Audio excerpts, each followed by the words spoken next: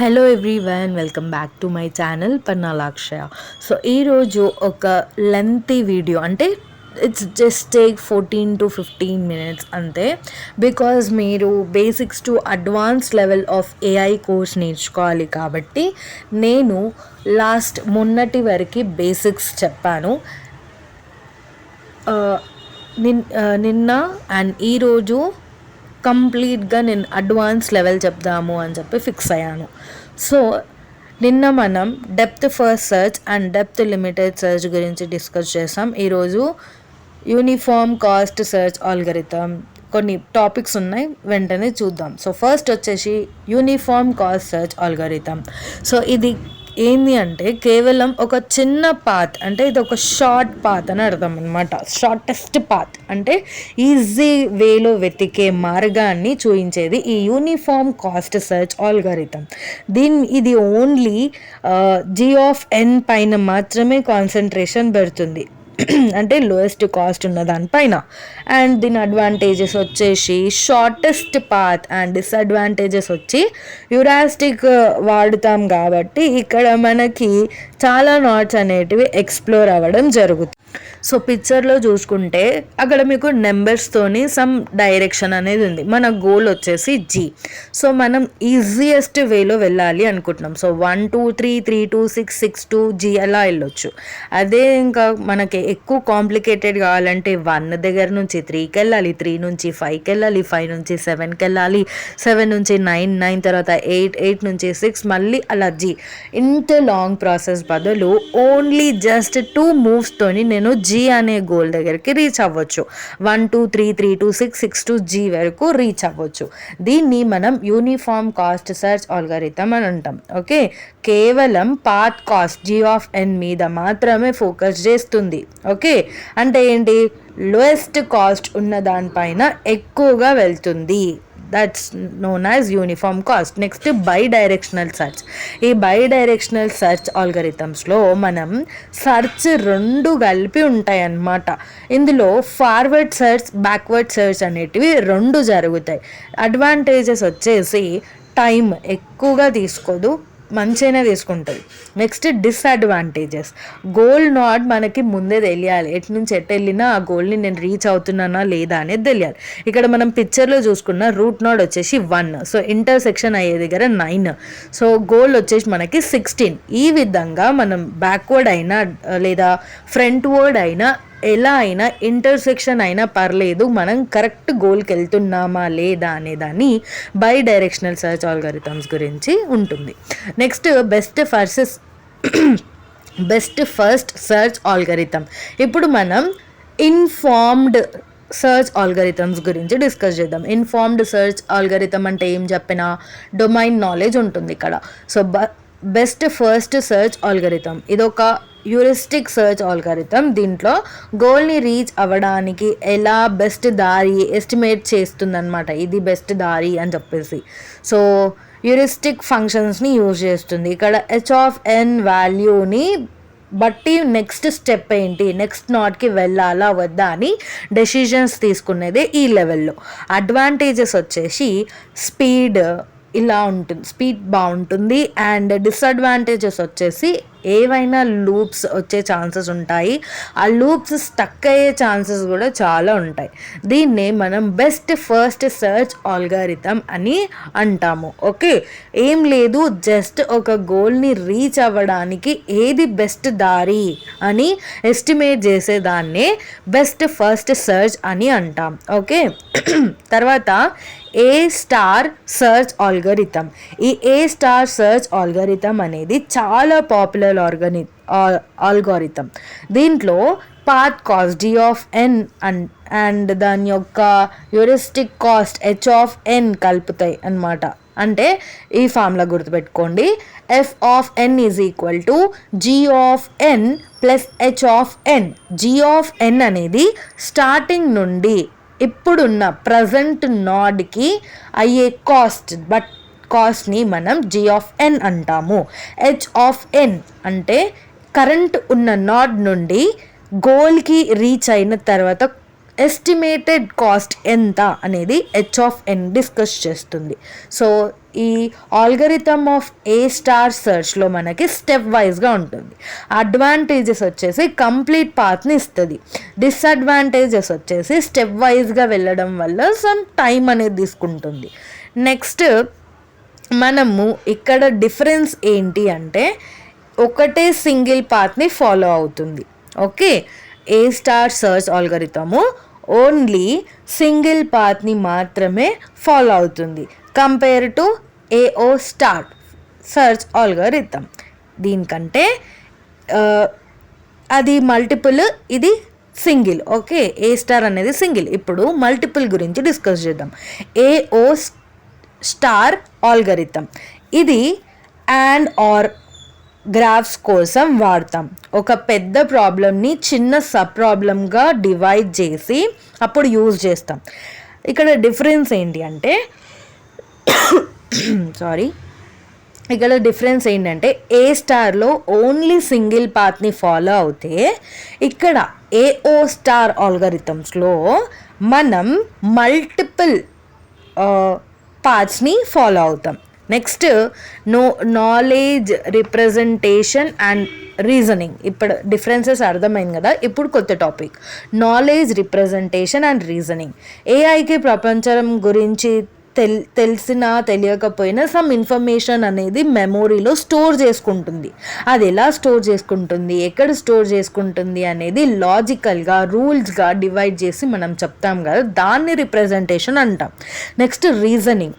Store చేసిన నాలెడ్జ్ని ఎక్కడ యూజ్ చేయాలి, ఎలా యూజ్ చేయాలి, కొత్త ప్రాబ్లమ్కి సొల్యూషన్ ఎలా వెతకాలి, లాజికల్ థింకింగ్ ఎలా ఉంటుంది, ప్రాసెస్ ఎలా ఉంటుంది అని చేసేదాన్ని రీజనింగ్ అంటాం. ఓకే, నెక్స్ట్ ఈ టాపిక్ అర్థమవుతే టెక్నిక్స్ గురించి మాట్లాడదాం. Techniques of knowledge representation or knowledge representation techniques అని అంటాం.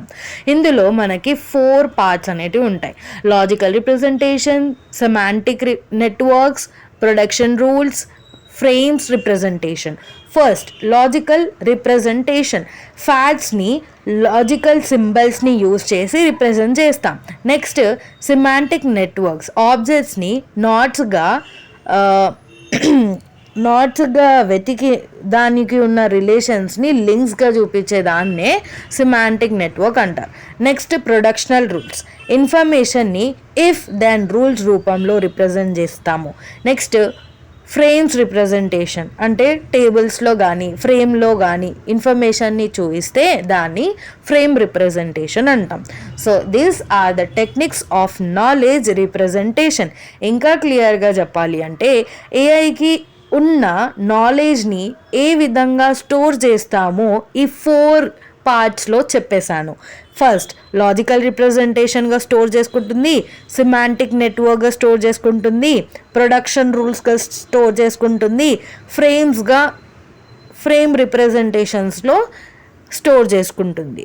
మీకు ఇది క్లియర్ అయితే knowledge representation and reasoning topic మరియు దాని టెక్నిక్స్ ఈజీగా అర్థమైపోతుంది. నెక్స్ట్ వచ్చేసి ప్రపోజిషనల్ లాజిక్ ఇన్ ఏఐ. ఇది ఫ్యాక్ట్స్ లైక్ ట్రూవా ఫాల్సా అని మాత్రమే హ్యాండిల్ చేస్తుంది. Logical connectors. ఇక్కడ మనకి 5 థింగ్స్ని చూపిస్తుంది. Conjunction, disjunction, implication, biconditional, నెగిటేషన్.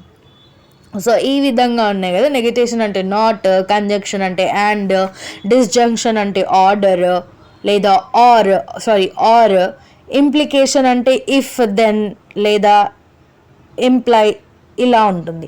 Next by condition అంటే ఇఫ్ అండ్ ఓన్లీ ఇఫ్ లేదా ఈజ్ ఈక్వలెంట్ అని కూడా అనొచ్చు. ఓకే, ఇవి క్లియర్ అవుతే మీకు ప్రపోజిషనల్ లాజిక్ అనేది ఈజీగా అర్థమవుతుంది. ఓకే, సో అండ్ ఆర్, ఇంపేల్స్ అనొచ్చు లేదా ఇఫ్ దెన్ అనొచ్చు, ఈజ్ ఈక్వలెంట్ అని కూడా అనొచ్చు. ఇవన్నీ ప్రిపోజిషనల్ కిందకే వస్తాయి. Okay, next limitation of preposition logic. ఇది కొందరు, అందరూ, అలాంటి వాళ్ళు, ఇలాంటి వాళ్ళు, వీళ్ళు, వాళ్ళు అని జనరలైజేషన్ చేయదు, హ్యాండిల్ చేయలేదు. ఓకే, ఇది చాలా వీక్గా ఉంటుంది అండ్ లిమిటెడ్ ఎక్స్ప్రెసివ్నెస్ అనేది ఉంటుందన్నమాట. Next first order logic in AI. ఇది ప్రిపోజిషనల్ లాజిక్ కంటే పవర్ఫుల్. ఇందులో ఆబ్జెక్ట్స్, రిలేషన్, ఫంక్షన్స్ లాంటివి ఉంటాయి. ఫర్ ఎగ్జాంపుల్ ఇక్కడ ఎక్స్ ఈజ్ అన్ ఇంటీజర్ అని అంటున్నాం. ఎక్స్ అనేది సబ్జెక్ట్ అండ్ ఇంటీజర్ అనేది ప్రిడికేట్. ప్రిడికేట్ అంటే ఒక రిలేషన్.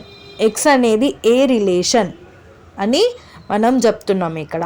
ఓకే, సో దీన్ని మనం first order logic in AI అంటాం. Okay, next basic elements of first order logic or basic first order logic elements అని కూడా అంటాం. ఇది వెరీ ఇంపార్టెంట్. ఇవి డేటా టైప్స్ ఖచ్చితంగా గుర్తుపెట్టుకోండి. Constant, variables, predicates, functions, connectors, equality, quantifiers. ఇవి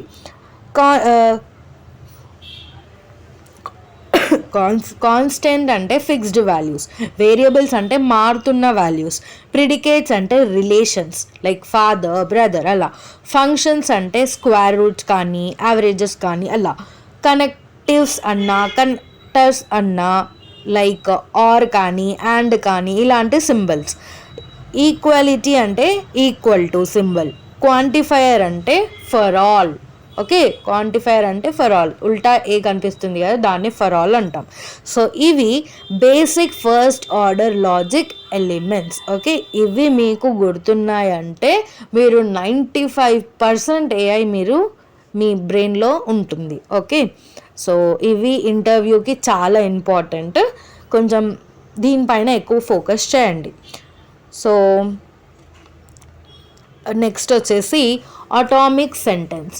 అటామిక్ సెంటెన్స్ అంటే చాలా సింపుల్గా ఉన్న ఫ్యాక్ట్స్. ఫర్ ఎగ్జాంపుల్ బ్రదర్ అనిచ్చి రాము, అర్జున్, సుమన్ ఎక్సెట్రా ఎక్సెట్రా అలా ఇచ్చేదాన్ని మనం ఆటామిక్ సెంటెన్స్. సింపుల్ ఫ్యాక్ట్స్ ఉన్నదాన్ని మనం ఆటామిక్ సెంటెన్స్ అంటాం. Next complex sentence. Complex sentence అంటే కనెక్టివిటీస్ని యూస్ చేసి ఆటామిక్స్ని కలిపి కాంప్లెక్స్ సెంటెన్సెస్గా మార్చేదాన్ని మనం కాంప్లెక్స్ సెంటెన్స్ అంటాం. అర్థమైంది కదా. నెక్స్ట్ ఇక్కడ చిన్న ప్రింటింగ్ మిస్టేక్ ఉంది. యూనివర్సల్ జనరేషన్ కాదు, యూనివర్సల్ జనరలైజేషన్. ఓకే, అంటే ఏంటంటే ఒకరి నుంచి అందరికీ అంటే 1 to all. ఇక్కడ స్పెసిఫిక్ రూల్స్ అనేటివి ఉంటాయి. ఒక్కరి నుంచి ఇంకొకరికి లేదా ఒకరి నుంచి అందరికీ రూల్స్ వర్తిస్తాయి అని అంటాం కదా, దాన్ని మనం యూనివర్సల్ జనరలైజేషన్ అంటాం. ఇక్కడ చిన్న మిస్టేక్ అనేది ఉంది, జనరేషన్ అని వచ్చింది అక్కడ, నాట్ జనరేషన్, జనరలైజేషన్. నెక్స్ట్ వచ్చేసి మనం యూనివర్సల్ ఇన్స్టాంటేషన్ గురించి డిస్కస్ చేద్దాము. ఓకేనా, సో మీకు ఈ యూనివర్సల్ జనరలైజేషన్ అర్థమైంది అనుకుంటున్నా. నెక్స్ట్ ఈ యూనివర్సల్ ఇన్స్టాంటేషన్ అంటే ఏంటంటే ఆల్ టు వన్, అంటే అందరి నుంచి ఒక్కరికి, అందరి రూల్స్ ఒక్కరికి చెందిస్తాయి, దాన్ని యూనివర్సల్ ఇన్స్టాంటేషన్. నెక్స్ట్ వచ్చేసి ఎగ్జిస్టెన్షియల్ ఇన్స్టంటేషన్. ఓకే, దీన్ని మనం ఎలిమినేషన్ అని కూడా అనొచ్చు. ఎవరో ఒకరు ఉన్నారు, వాళ్ళు అతనే అని చెప్పేదాన్ని ఎగ్జిస్టెన్షియల్ ఇన్స్టాంటేషన్ అని అంటాం. Next existential introduction. ఒకరి గురించి తెలిసి జనరల్గా చెప్పడం, అంటే ఒకరికి ఉంది, ఎవరో ఒకరు ఉన్నారు అని చెప్పడాన్ని ఎగ్జిస్టెన్షియల్ ఇంట్రడక్షన్ అని అంటాము.